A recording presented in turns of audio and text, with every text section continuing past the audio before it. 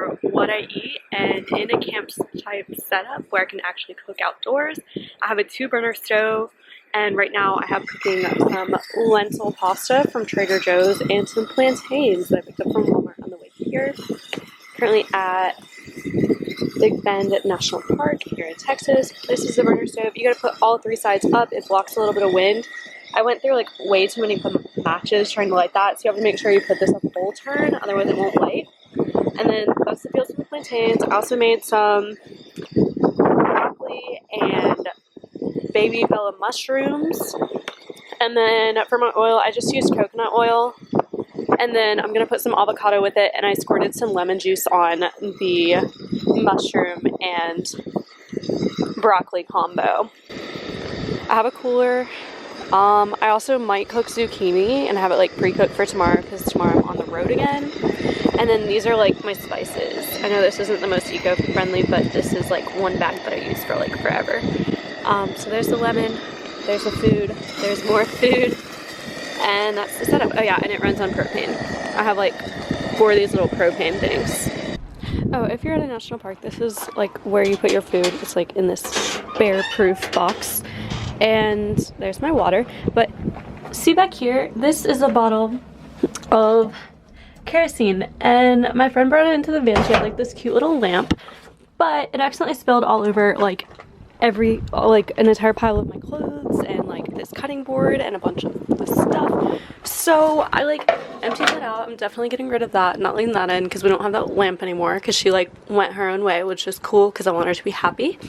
And this cutting board got doused in it, so it smells like kerosene, so I don't want to use that cutting board. So it was only like $3 or something, so I'm gonna get another one, but probably from the next time I go into town, like Trader Joe's or something.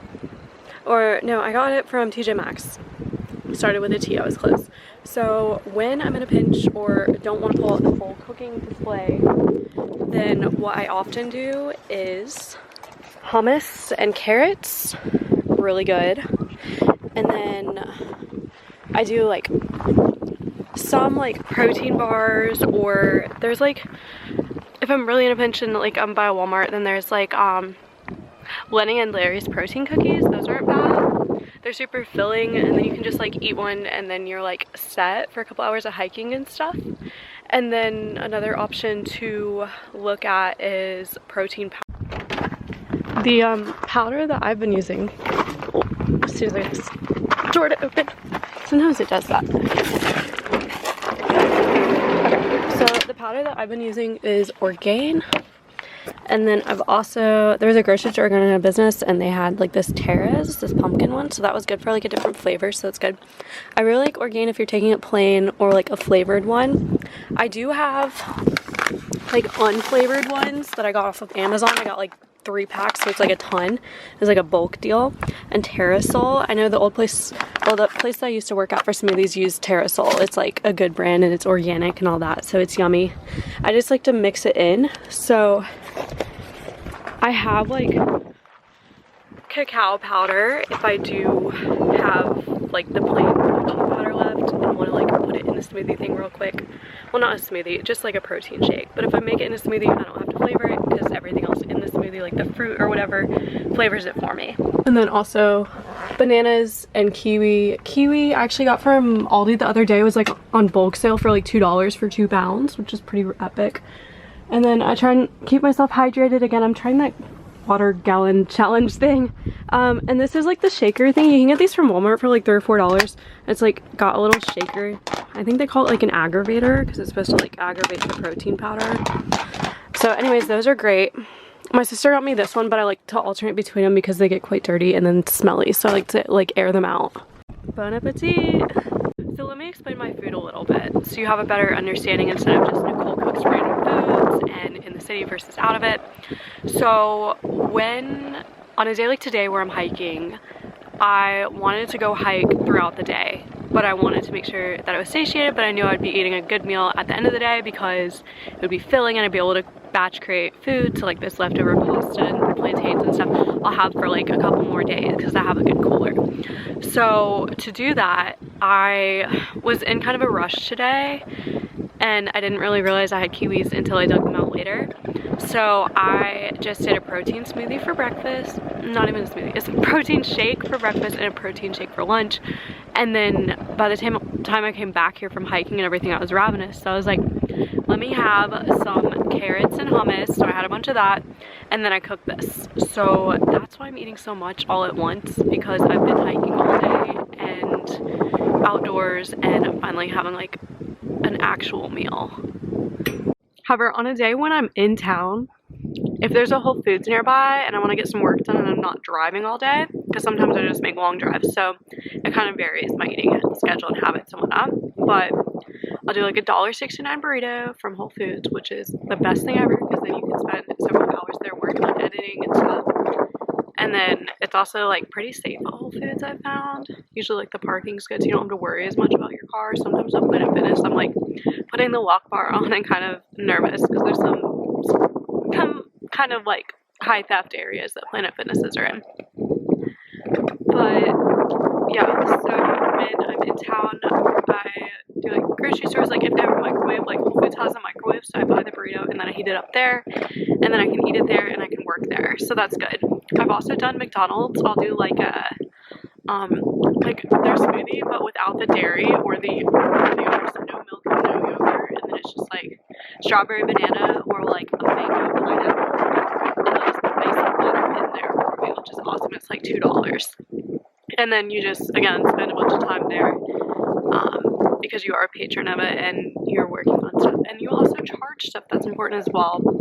There's also like you can go to public libraries, you can go to, I don't know, just a bunch of places. You really innovate when you have to. Also like gas stations, like Subways, that sort of thing. Oh yeah, and Panera Bread. Like a couple of days ago I went to a Panera Bread and had like a soup and sandwich special. It was like $8 and you get a soup and a sandwich, and it's filling and it's dinner and it's warm, and you can also charge your stuff while you're there and leech off some Wi-Fi. Y'all, I couldn't even finish half of it. Sometimes your eyes are bigger than your stomach. On the bright side, I'm gonna have tons of leftovers. Cleaning up my cooking fiasco. These are my clothes that I had in the bottom of there, the storage thing with the light over it. And these got doused in kerosene. They smell really heavily of it. They are older clothes, but still, I don't know. I'm just not sure what the best procedure is if your clothes get doused in kerosene, whether I can wash them or if it's highly flammable at this point. And I want to get rid of the kerosene that's still in the bottom of there, so I'm kind of concerned about that. So I'm going to use, I've got like these little, what is it? It's just wipes. So I've got wipes. This is what my life is coming to. So that residue down there is all stuff from the kerosene. It smells really strong of kerosene here. I'm holding this light with one hand.